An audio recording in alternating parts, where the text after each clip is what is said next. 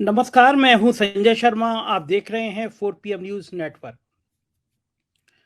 मेरा थंबनेल देख के आप चौंके होंगे। बहुत दर्द के साथ ये वीडियो बोल रहा हूं आज मैं।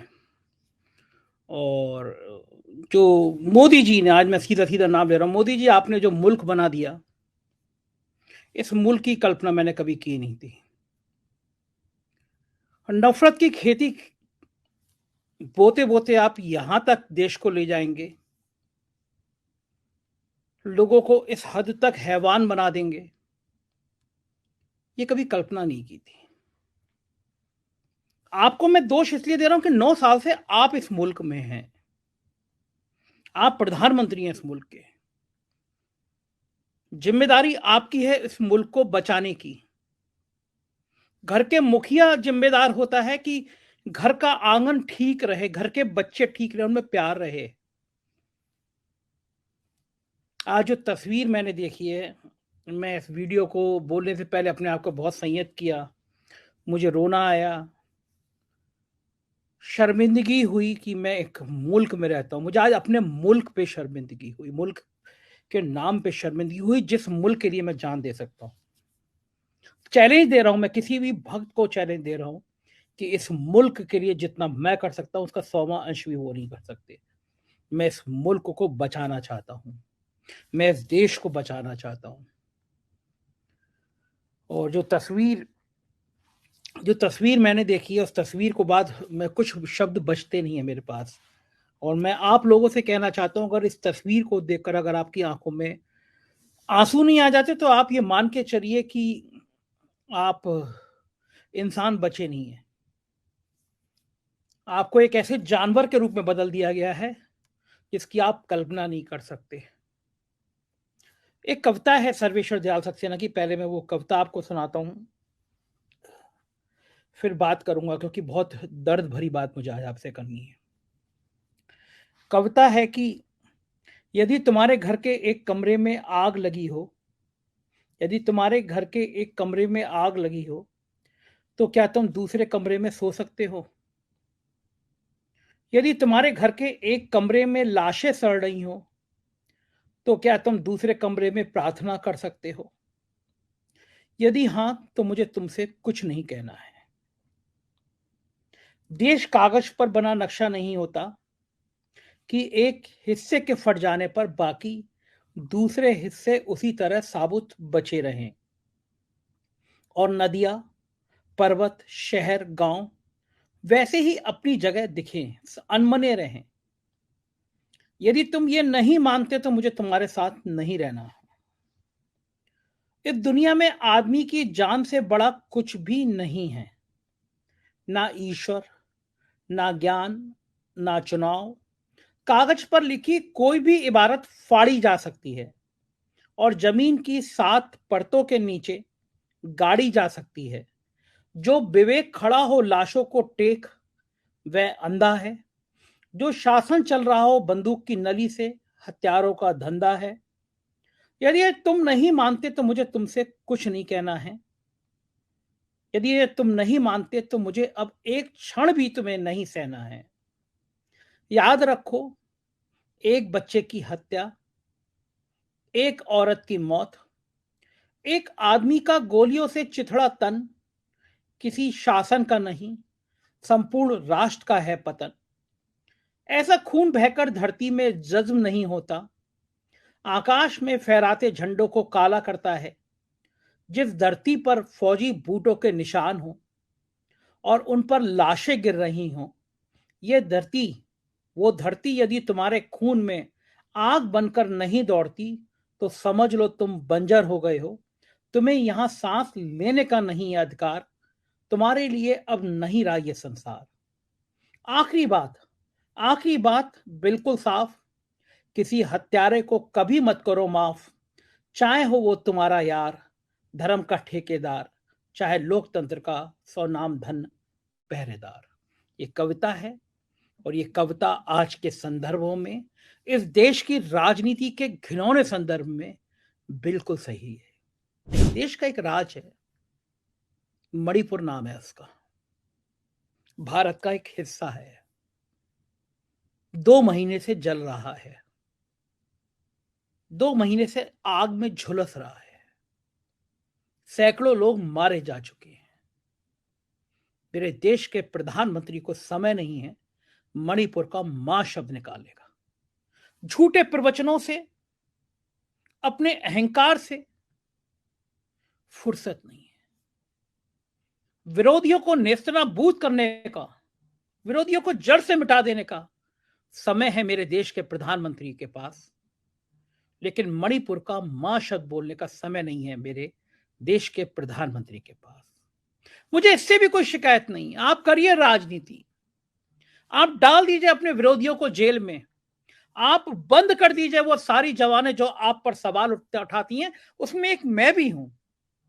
मरवा दीजिए, जेल में डलवा दीजिए, सारे छापे पड़वा दीजिए, सारी एजेंसियां लगा दीजिए, जितना आप मेरा बुरा कर सकते हैं, मेरे जैसे सवाल उठाने वाले का बुरा कर सकते हैं, कर दीजिए।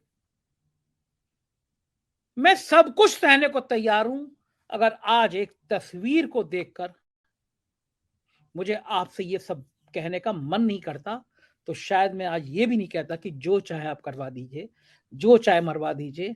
और इस देश के लोगों को अगर इस तस्वीर को देखकर भी आपकी आंखों में आंसू नहीं आते, तो यकीन मानिए देश मर चुका है। मैं वो तस्वीर आपको दिखा नहीं सकता, चाहकर भी नहीं दिखा सकता। एक लड़की है, नग्न अवस्था में है, लोग उसको घेरे हुए हैं, दो लोग उसके स्तन को दबा रहे हैं, 2 लोग उसके योनि को दबा रहे हैं, कपड़ा नहीं है, योनि को पर छेड़ रहे हैं, स्तनों को दबा रहे हैं। ये इस मुल्क की तस्वीर है। इस मुल्क की इस एक तस्वीर के बाद ये मुल्क खामोश है। इस मुल्क के लोग नपुंसक हो गए हैं, सवाल नहीं कर रहे हैं, हुकूमत से सवाल नहीं कर रहे हैं, हुकूमत से नहीं पूछ रहे हैं कि इस देश में एक लड़की के संग ऐसा वहशीपन का व्यवहार आप कैसे कर सकते हैं। लोग सो जा रहे हैं, नींद आ जा रही है। ये आजादी का अमृत काल है। ये विदेशों में जाके भारत के मान बढ़ाने वाली तस्वीर है। इस देश की इतनी घिनौनी तस्वीर कभी आपने देखी? कैसे इस देश में एक लड़की को सामूहिक रूप से घेर कर बाजार में उसके कपड़े फाड़ के उसके संग, उसके शरीर के अंगों के संग ऐसा खिलवाड़ किया जा रहा है। प्रधानमंत्री को फुर्सत नहीं है मणिपुर का मां बोलने को। ये भारत है। और मैं कहूंगा कि अगर ये भारत होने वाला है तो मैं मरना पसंद करूंगा, ऐसे मुल्क में रहना पसंद नहीं करूंगा।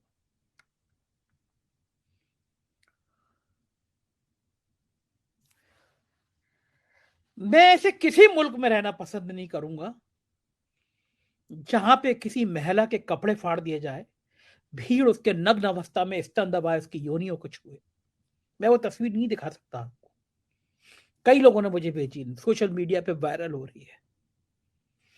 मणिपुर की ये तस्वीर पूरे देश पर कलंक है। मणिपुर की ये तस्वीर इस देश के आने वाले 100 सालों के ऊपर कलंक बनी रहेगी।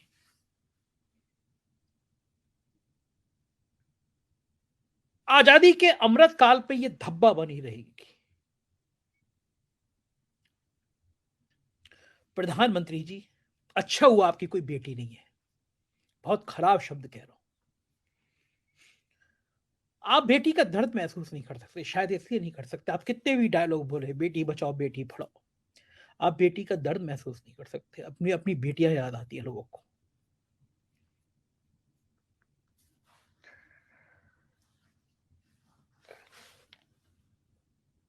क्यों नहीं जा रहे मणिपुर? आपकी सिक्योरिटी को डर है, आपको कोई मार देगा वहां पे। अगर वहां पे 50 सीटें लोकसभा की होती तो आप सुबह दोपहर शाम 3 टाइम नहीं जाते? क्या वो भारत का हिस्सा नहीं है? वो 100-200 लोग जिनकी जान चली गई, उनकी जिम्मेदारी आपकी नहीं है? आप इस मुल्क के कैसे प्रधानमंत्री हैं जो मणिपुर का मां नहीं बोल पा रहे हैं? आप जाना तो छोड़, वहां की एक शब्द बात नहीं कर पा रहे, कैसे प्रधानमंत्री हैं? आप किस मुंह से कहते हैं आपका 56 इंच का सीना है? जिस देश का प्रधानमंत्री एक लड़की के नग्न होने पर, उसके शरीर के खिलवाड़ करने पर एक राज्य पे खामोश है, उस मुल्क में रहने वाले लोगों को शर्मिंदगी होनी चाहिए कि आज उसके देश का एक ऐसा प्रधानमंत्री है।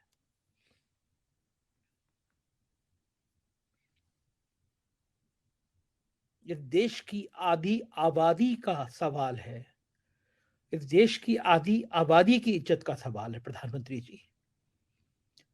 जिस मुल्क में लड़कियों को नंगा करके उनके शरीर को नोचा जाए, वो मुल्क भारत नहीं था।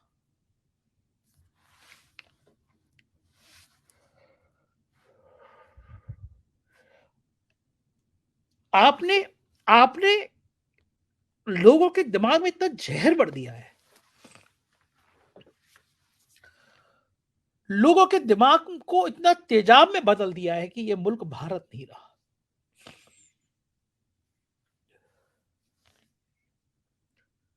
प्रधानमंत्री जी, आपने वो कहानी नहीं सुनी कि एक पक्षी को तीर मार दिया था,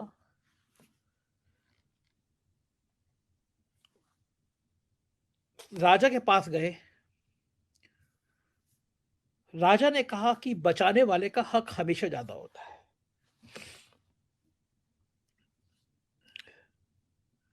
इस मुल्क का इतिहास आपने पढ़ा ही नहीं है, पन्ना धाय को आप जानते ही नहीं है, गुरु गोविंद सिंह के बच्चों की आपने कहानी सुनी नहीं है। ये कहानियां केवल आप तब सुनते हैं जब आपको टेलीप्रॉम्प्टर पर लिखकर सुनाई जाती हैं। महाराणा प्रताप की घास की रोटी की कल्पना आपने की नहीं है। ये वो लेखक हैं जो बताते हैं आपको मंच पर जाकर नौटंकी करनी है टेलीप्रॉम्प्टर पे पढ़कर।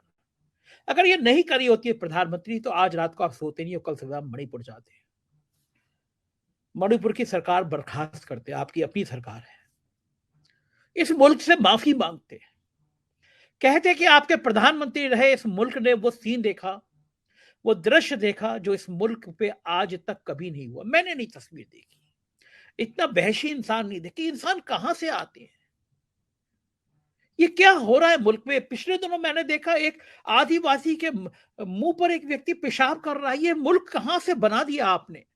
लोगों के दिमाग को तेजाब में बदल कैसे दिया आपने? ये प्यार का मुल्क था प्रधानमंत्री जी, ये मुल्क प्यार का था, ये मुल्क मोहब्बत का था, लोग एक दूसरे को प्यार करते थे, चौबारों में मोहल्लों में प्यार की बातें होती थी। प्रधानमंत्री जी, इन गिरिराज जैसे गुंडों ने इस मुल्क को खत्म कर दिया। पाकिस्तान पाकिस्तान पाकिस्तान, मुसलमान मुसलमान, बर्बाद कर दिया इस देश को।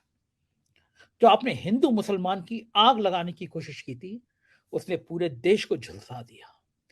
आजादी के बाद से आज तक इस देश में जो नहीं हुआ वो आपने करके दिखा दिया।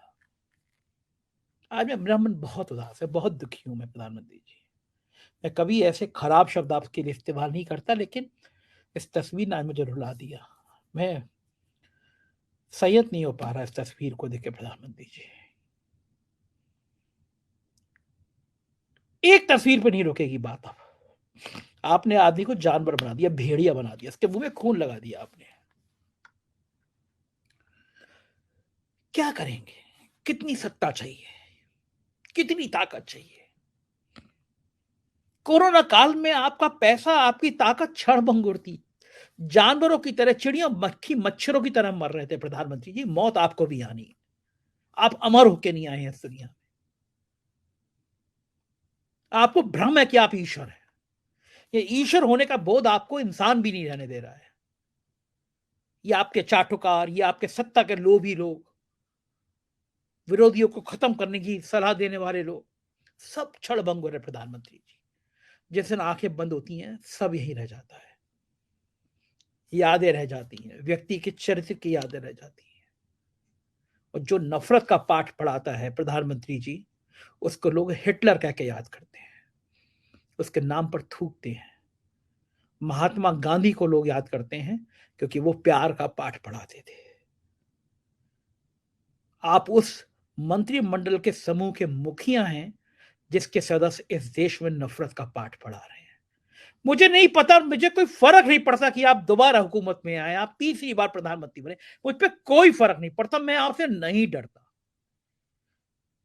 सवाल आज कर रहा हूं, कल करूंगा, आपकी जगह कोई और सरकार होगी, किसी और पार्टी की होगी, कोई और प्रधानमंत्री होगा, उससे सवाल करूंगा। पत्रकार हूं, मेरा काम सवाल करना है। मैं आपकी चरण वंदना, सत्ता की चरण वंदना नहीं कर सकता। और सवाल छोड़िए, किसी ऐसी लड़की की तस्वीर सामने आ जाएगी तो शायद मैं आपको गालियां दूंगा, क्योंकि आप इस मुल्क के मुखिया हैं, जिम्मेदारी आपकी है। लोकतंत्र को बचाने की जिम्मेदारी आपकी है। किसी लड़की के शरीर के कपड़े सार्वजनिक रूप से ना फाड़े जाएं, उसके शरीर से छेड़खानी ना हो, जिम्मेदारी आपकी है प्रधानमंत्री जी। अफसोस आप इस मुल्क को समझ नहीं पाए। आपने जो मुल्क बना दिया प्रधानमंत्री जी, मैंने सोचा नहीं था। अब मैं माफी चाह रहा हूं। अब इससे आगे मैं कुछ बोल पाने की स्थिति में नहीं हूं। आप मेरे दर्शक हैं, बस इस दर्द को, उस लड़की के दर्द को महसूस करिए आज रात को। उसके परिवार के दर्द को महसूस करिए आज रात को। मैं बोल पाने की स्थिति में नहीं हूं, इसलिए मैं आपसे माफी चाह रहा हूं, वीडियो को खत्म कर रहा हूं। लेकिन शायद पिछले कुछ सालों का सबसे दर्द की रात है। मेरे मन मस्तिष्क में उस फोटो को देखने के बाद मैं नहीं रुक पा रहा हूं। और शायद इस दर्द को मैं जिंदगी भर महसूस करूंगा कि मैंने एक ऐसे मुल्क में जन्म लिया था, जो मुल्क बहुत अच्छा था, और नफरत की आग इस मुल्क को यहां तक ले आई कि एक लड़की के शरीर पर कपड़े नहीं होते हैं और भीड़ उसके स्तनों से छेड़खानी कर रही है। क्षमा करना मेरे देश, इस मुल्क के इस हालत के लिए कहीं ना कहीं हम सब जिम्मेदार हैं, जो हम खामोशी से सब देख रहे हैं और हमारे साथ, हमारे बच्चों के साथ रोज ऐसे बलात्कार हो रहे हैं।